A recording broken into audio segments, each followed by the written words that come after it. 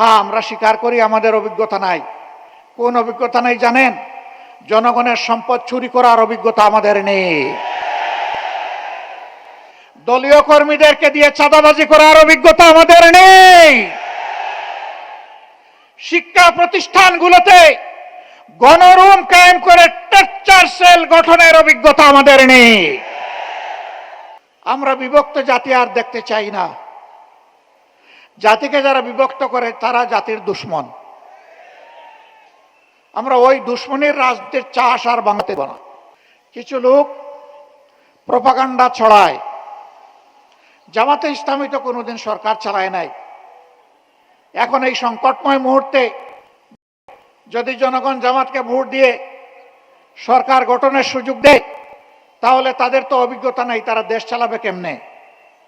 হ্যাঁ, আমরা স্বীকার করি আমাদের অভিজ্ঞতা নাই। কোন অভিজ্ঞতা নেই জানেন? জনগণের সম্পদ চুরি করার অভিজ্ঞতা আমাদের নেই। দলীয় কর্মীদেরকে দিয়ে চাঁদাবাজি করার অভিজ্ঞতা আমাদের নেই। শিক্ষা প্রতিষ্ঠানগুলোতে গণরুম কায়েম করে টর্চার সেল গঠনের অভিজ্ঞতা আমাদের নেই।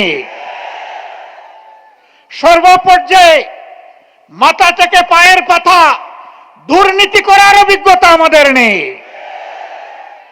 আমরা ক্ষমতায় যাইনি ঠিক আছে, কিন্তু 5 বছরের জন্য আমরা ছিলাম ক্ষমতার ছোট্ট অংশীদার।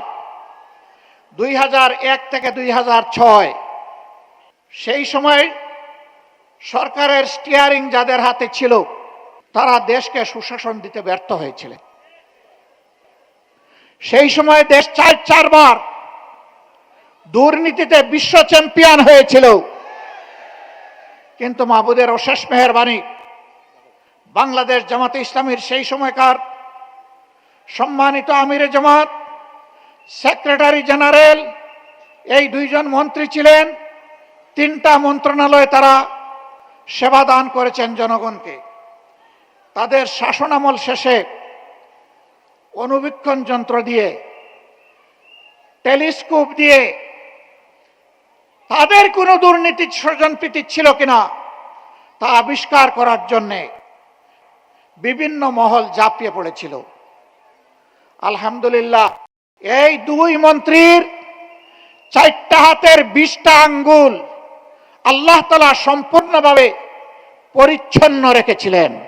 তারা প্রমাণ করেছেন এই 2টার সাথে আরো 10টা মন্ত্রণালয় যদি জামাতে ইসলামীর লোকেরা পরিচালনার সেবা দেওয়ার সুযোগ পেতেন, তাহলে 12টা মন্ত্রণালয় একই ধরনের পরিচালিত হতো, জনগণ উপকৃত হতো।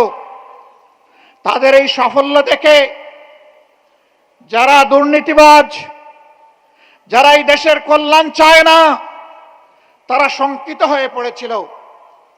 জামাত যদি এইভাবে এগিয়ে যায়, এই দেশে যদি সুশাসন সুবিচার প্রতিষ্ঠিত হয়, দুর্নীতিমুক্ত বাংলাদেশ যদি তৈরি হয়ে যায়, তাহলে সমাজে আর বিভাজনের রাজনীতির এই ব্যবসা চলবে না। সুতরাং যে কোনো মূল্যে জামাতকে বাংলাদেশের রাজনীতি থেকে অস্তিত্বহীন করে দিতে হবে। তারা সেই ষড়যন্ত্র শুরু করেছিলেন। 15.5 বছর ষড়যন্ত্রের বাস্তবায়নে এমন কোনো পদক্ষেপ নেই যা তারা নেননি।